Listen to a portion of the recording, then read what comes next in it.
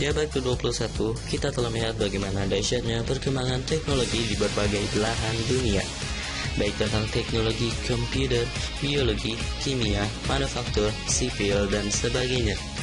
Semua itu dapat kita rasakan berkat sebuah proses profesi yang dinamakan dengan engineering.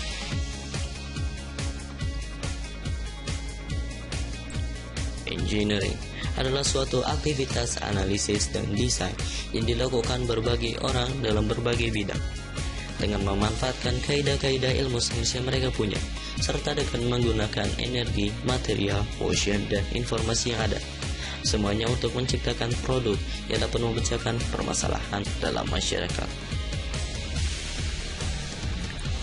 Seseorang yang bekerja di bidang engineering biasa kita sebut sebagai seorang engineer, atau di Indonesia kita lebih kenal dengan sebutan seorang insinyur.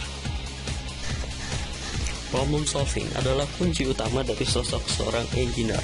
Mereka dituntut untuk dapat menganalisis berbagai permasalahan yang ada di masyarakat, kemudian memberikan solusi baik di bidang transportasi, komunikasi, atau bahkan di bidang hiburan. Kemudian solusi tersebut harus diimplementasikan dengan sebuah produk teknologi. Sebagai contoh, sebuah jembatan dibangun untuk menyelesaikan masalah transportasi darat antar dua pulau. Diharapkan masyarakat dapat menjalankan aktivitas ke antar pulau dengan lebih cepat dan efisien. Atau contoh lain, pesawat Airbus A380 yang memiliki kapasitas 850-1000 penumpang, atau seperti 3 pesawat kecil. Pesawat super jumbo tersebut dibuat sebagai solusi untuk maskapai agar lebih hemat, karena membeli 3 pesawat kecil itu lebih mahal dibandingkan satu pesawat besar. Kemudian dapat membantu mengatur lalu lintas di udara, karena jumlah pesawat yang mengudara kemungkinan akan berkurang.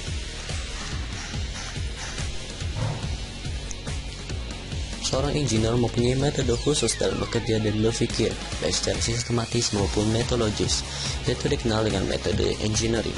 Ada 5 jenis, yaitu yang pertama, identifikasi masalah. Seorang engineer harus tahu apa yang dibutuhkan oleh kliennya, karena jika tidak memperhatikan, maka hasil kerja engineer tersebut akan sia-sia karena tidak memberikan solusi bagi kebutuhan kliennya. Kedua adalah pengumpulan informasi. Informasi sangat diperlukan bagi engineer untuk mengetahui masalah tersebut seberapa jauh. Informasi dapat diperoleh dari literatur dan mengetahui apa yang pernah dilakukan oleh pihak terdahulu untuk menyelesaikan masalah ini, agar tidak perlu mencoba dari akar masalah.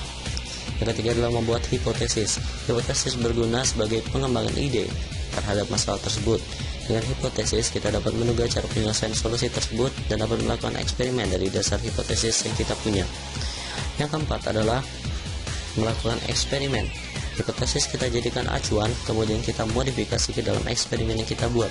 Dalam eksperimen tersebut diperlukan pengamatan yang cermat untuk setiap kemungkinan solusi tersebut.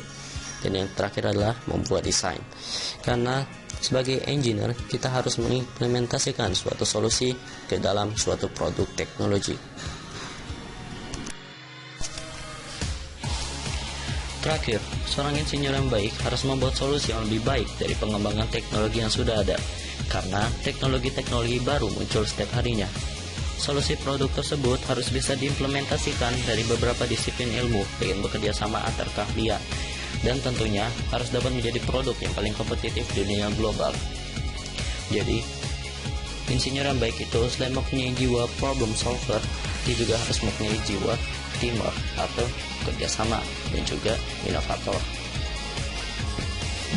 Jadi, apakah kalian siap untuk menjadi seorang engineer yang baik? Saya Ahmad Darmawan, NIM 165 13046.